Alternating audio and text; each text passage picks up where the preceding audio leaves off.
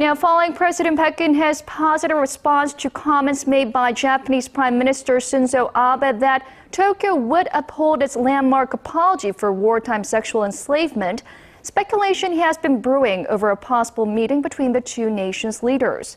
But as our Choi You-sun tells us, Seoul wants sincere actions, not just words, to improve ties.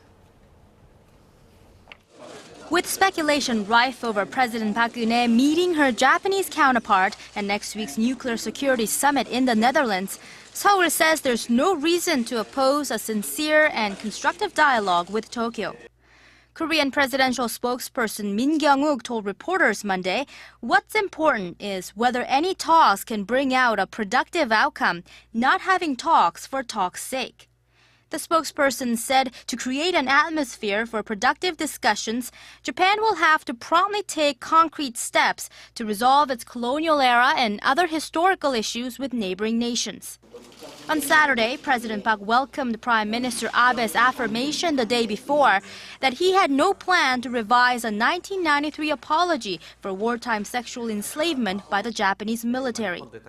This after Abe's chief spokesperson last month said a special team will review victims' testimonies gathered for the apology known as the Kono Statement. Although it was the first time the Korean leader positively assessed Abe's comment on historic issues, consensus at the presidential office seems to be that Tokyo would first need to prove its sincerity. The Abe cabinet still intends to review how the Kono apology was made and denies women were forced to serve as military prostitutes. There, however, is a greater possibility for a three-way dialogue with Washington in The Hague.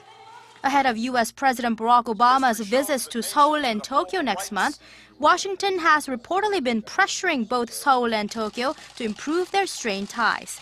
The United States wants strong trilateral ties with both its Northeast Asian allies to ensure regional stability and cope with potential security threats from China. Choi You-sun, Arirang News.